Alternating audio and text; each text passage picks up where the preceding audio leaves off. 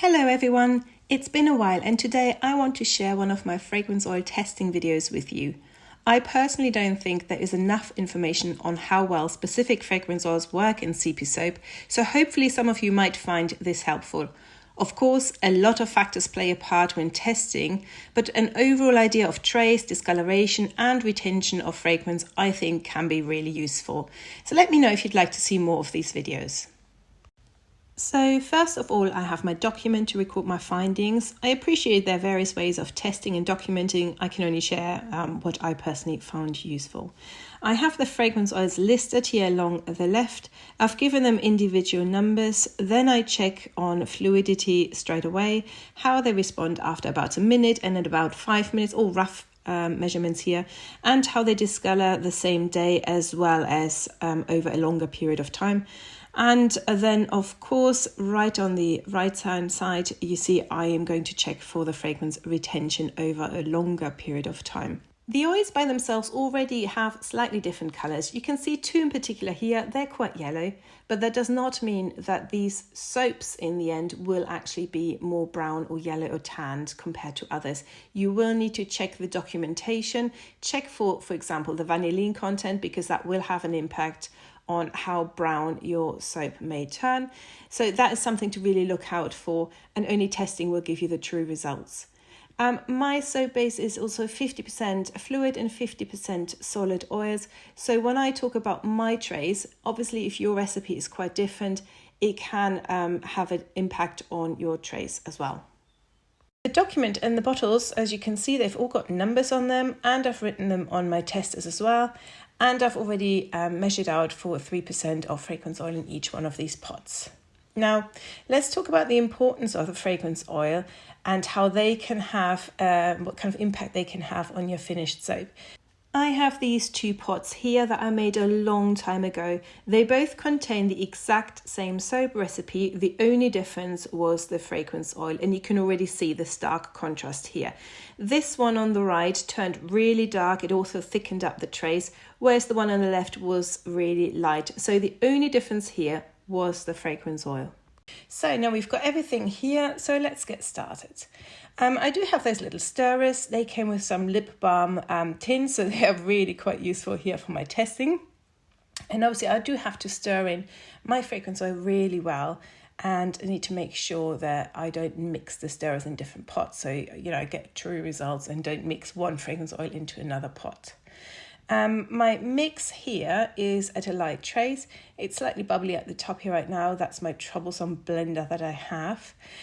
One thing we obviously have to bear in mind that it will take me a little while between the first pot and the last pot.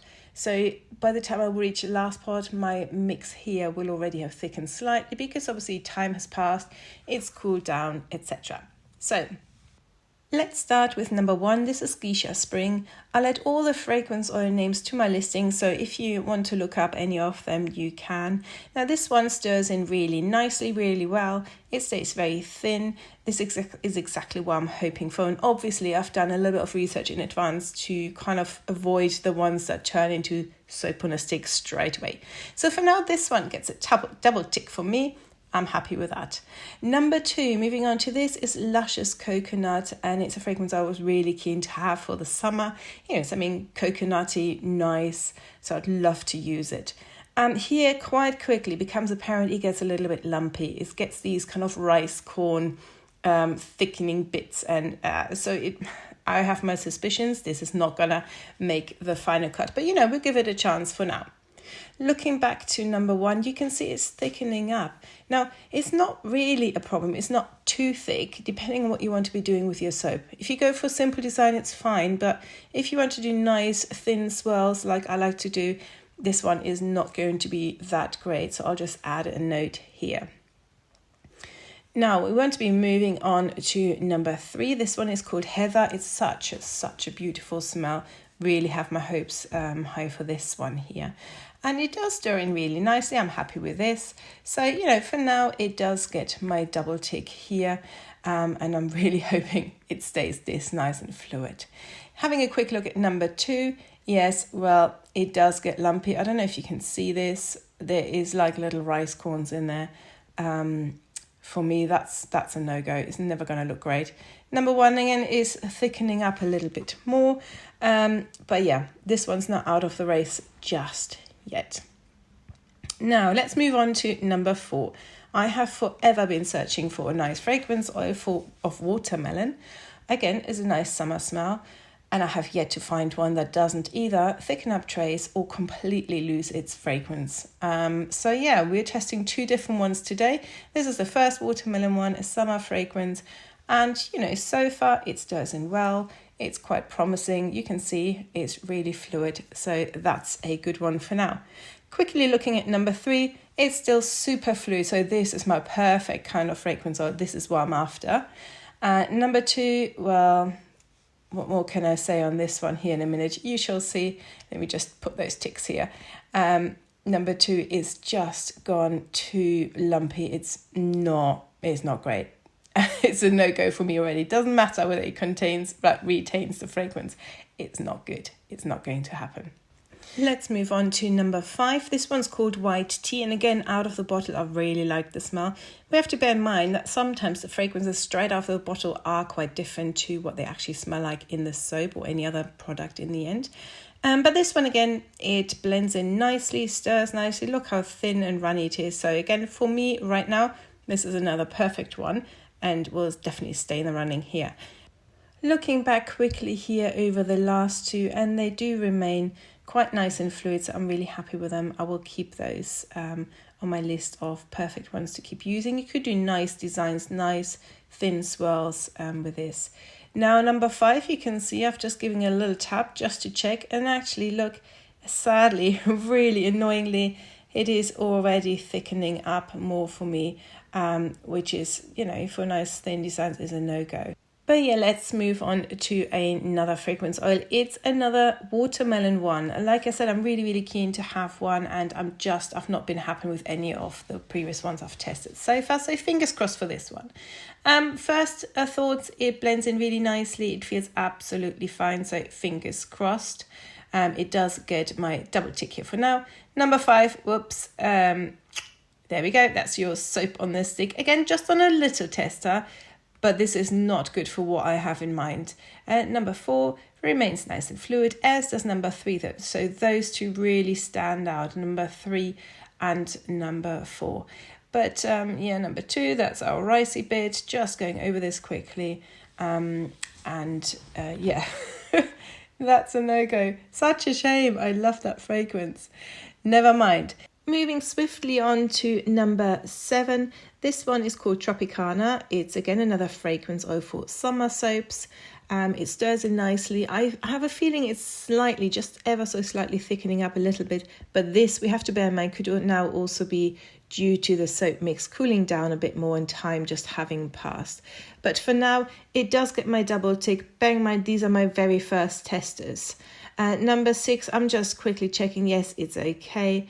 And then I'm swiftly moving on to number 8. This one's called Clementine, and I had tried it for a different skincare product previously, and I thought it's a lovely fragrance. I would like to use this in a soap as well. The smell out of the bottle is really divine, so I like this. Again, it's blending in nicely and it keeps the batter fluid. So that's a keeper for right now, but we can see how quickly things can change. Now, quickly checking number 7, you can see it's still really, really runny. Perfect. Number 9 now, it's called Black Cherry. I already used this in another skincare product, so I'm really keen for this to be a good one. And for now, stirring in straight away, it feels really quite nice, and I'm happy to have this absolutely getting its 2 ticks. There's so many of these fragrances where I'm just really, really keen for them to work because I just want to keep them in the running and I want to use them for some soaps. Some of these fragrances, I have some really specific designs in mind already. So when I do a testing stage like this and the fragrance oil doesn't work, it really is quite disappointing. So I laugh it off here, but it is a real shame when it just doesn't work. So this here is now number 10. It's called Marshmallow. Again, I used this elsewhere already and I absolutely love the fragrance. It's so yummy. It's so delicious. It feels nice and fluid. But I think I can see a slight color change happening here already. So this is something to bear in mind for the long run. There's obviously no point judging the color at this stage, but it's an observation for now as well. Number 11 then is called Bora Bora. It's a beautiful summer fragrance, and again, I already used this elsewhere, so I'm trying to get some sets here together where I can have them in a range of skincare products. But you know, as it is, you can't always rely on one fragrance oil working across the different ranges of skincare products you're using. Also, do bear in mind, if you do test new fragrance oils, that there are certain allergens you're not allowed to use, or that you have certain limitations of those allergens. Now, finally, number 12, rhubarb and custard. I have already tested this previously. I don't expect this to look different, but I'm so keen to use this because it is just absolutely stunning. I love that fragrance. In my last testing, it turned dark brown. It's probably going to turn dark brown again, but I just didn't want to give up on it just yet. So for now, it stirs in well. Bear in mind, again, this here now is a slightly thicker soap base already. I'm happy with this for now. So obviously, I am going to come back to these and I am going to show you what they look like 2 weeks later. But once I've done this and I'm ending up with some fragrance oils that I'm happy with, that doesn't mean I'm done testing. It then just means I take the most successful ones from this run into a small actual batch of soap, and then ultimately in a big batch, just to make sure they are perfect. And obviously I want to use them over a period of time. I want to see how long the fragrance oil lasts, over months basically. So I'm not going to share with you the entire next part of what I'm doing here. I'm just recording a bit more. I'm lifting them up, I'm having a look, I'm giving them another stir, and just do my last minute kind of checks. Like this one here, you can see this is your typical soap on a stick. Is not going to stay in the running, but I'll spare you the rest of this here and come back to you 2 weeks later. And here we are. If only soap testing was this quick. You can see here my lovely 12 pots. They are they are still numbered 1 to 3 all the way up to 10, but I've now created them in a bit of a snake. So we're starting top left, going down, and then second row going from bottom up. Should have probably kept them in the same order. That would have made it a little bit easier. So just to remind you, number 1 was Geisha Spring. It was really fluid immediately, but then thickened up a little bit. The color, okay, it's a light tan. I turn it around, so it's a good color. That's one to work with. The retention, fragrance retention is okay. Bearing in mind, this is just after 2 weeks. So if you're doing any of this testing yourself, you should obviously come back to this at a later stage as well. For me, it's a fragrance that I could keep, but not for some of the designs I have in mind. Then number 2, if you remember, it was going really grainy, and you can see that here. It's a shame. It was the coconut one, and I would have really loved to have used it. The fragrance, I think it's okay. It's not the strongest, but it's an okay fragrance. But, you know, the way it looks now, I just wouldn't use it. It's too lumpy, and, it's always worth trying in a different recipe. But for me, for this here, it's an absolute no-go. Now, the third one, look at that colour. It's just perfect. It's white. It looks slightly darker here than it did in real. But this is just the perfect colour. It stayed fluid long enough. It was brilliant. My only concern there is, and I got other people to smell it as well, the fragrance is almost gone. It's such a weak fragrance. So really depends what you're after. So number 4, watermelon, stayed really fluid. Discoloration is fine. Unfortunately, I can't smell it anymore. Disappointing, but this one's gone for me as well. Again, worth trying in a different recipe. You can obviously also people add kaolin clay and other things to help with fragrance, but for me it's a no, sadly. White tea stayed nice and light. The fragrance remained really well, so that's a really lovely one to keep. Number 6, the second fragrance oil. The colours change a bit. I may have not stirred it in perfectly. Now, obviously, if the fragrance has stayed perfectly here now, then I would take it on to the next stage to see how the colour does change in a small actual batch. But the fragrance is gone. And with it, this fragrance oil is gone. Number 7, Tropicana. Color is absolutely fine. It has retained its fragrance. I wouldn't say it's the strongest fragrance, but it's definitely one to keep. So this is one I would test in a small batch again. Now, moving on to number 8. The color is brilliant. It's perfect. It's nice. Now, it depends what you're after. I've given it kind of a swirly line for fragrance. There is a fragrance, I just really dislike it. I loved it out of the bottle, but I do not like this one. So I recommend giving it a go, but not for me personally. Now, the black cherry was one that was very keen because I already use it. I'm happy with that tan color. You can see it has got a color, but because it's black cherry, I am likely to use it with kind of berry-ish type colors anyway. So I do not need to have a white one. But you've just seen that comparison. It definitely has tanned, but not horrifically. So because the smell is really strong, I'm quite happy to keep it on. So it stayed fluid long enough. The fragrance is strong. And it's just a bit of a tan color. I can absolutely live with that. I could always add some titanium dioxide, etc. to lighten up a bit if I wanted to. Now, marshmallow. That is a huge disappointment. Now, obviously, just because it's turned dark, it doesn't mean you can't use it.